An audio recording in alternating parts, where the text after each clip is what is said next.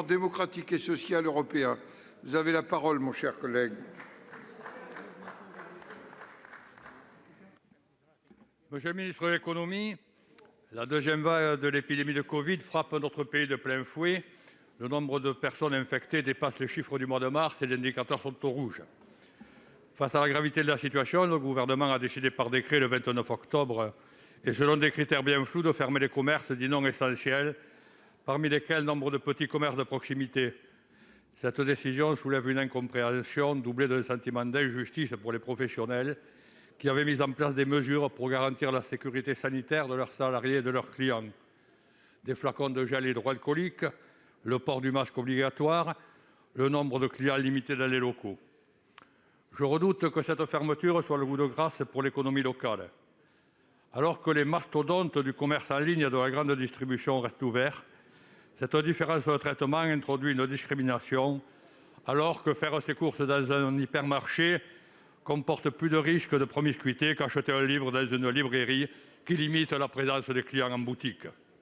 Autre exemple, dans la commune de Perret, de 1000 habitants, j'ai été maire longtemps, il y a un salon de coiffure. Il y serait possible d'accueillir un client à la fois, en appliquant des règles sanitaires strictes sans pour autant contribuer à la propagation du virus. Ailleurs, des maires ont pris en toute illégalité des arrêtés pour ouvrir ces commerces. Et l'Association des maires de France demande dans un communiqué le réexamen de la notion de commerce de première nécessité.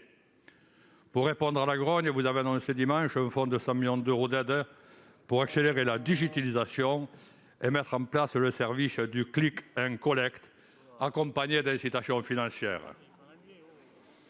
Afin de leur donner une chance de survivre à ce nouveau confinement et parce qu'ils assurent un service indispensable à la vie sociale et économique de nos communes, le groupe RDSE et moi-même, nous demandons, Monsieur le ministre, d'autoriser des petits commerces de proximité par dérogation accordée par le préfet à la demande des maires. La mise en place de ce système dérogatoire remettra au cœur du dispositif le couple maire-préfet. Pour vous répondre, la parole est au secrétaire d'État, Cédric O.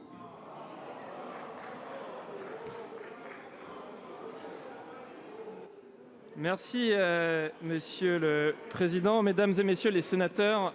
Monsieur le sénateur, je tiens à rappeler, pour commencer à la Chambre haute, que la Constitution dont nous réclamons tous stipule que n'importe quel ministre du gouvernement est habilité à représenter l'ensemble du gouvernement et à répondre à sa place. Et que donc, dans les situations quelles qu'elles sont, c'est-à-dire la nécessité de continuer à concerter, comme vous nous appelez à le faire, et comme Bruno Le Maire et Alain Griset sont appelés à le faire en ce moment, il se trouve que c'est moi qui vous réponds. Cela me permet de revenir, monsieur le sénateur, sur tout de même l'engagement exceptionnel qui a été celui de ce gouvernement pour soutenir les petits commerces dans la situation compliquée qui est la leur.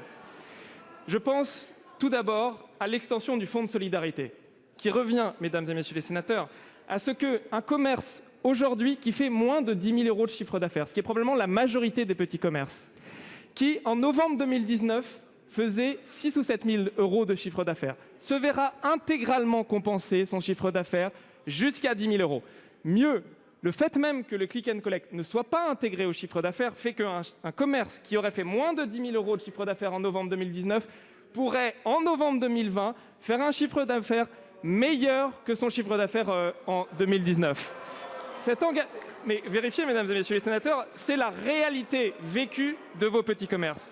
Ce qui conduit d'ailleurs une partie des petits commerces à préférer la fermeture à la réouverture avec des protocoles sanitaires beaucoup trop contraignants parce qu'à un client par salon de coiffure, la réalité économique fait qu'il n'y a pas d'intérêt à rouvrir.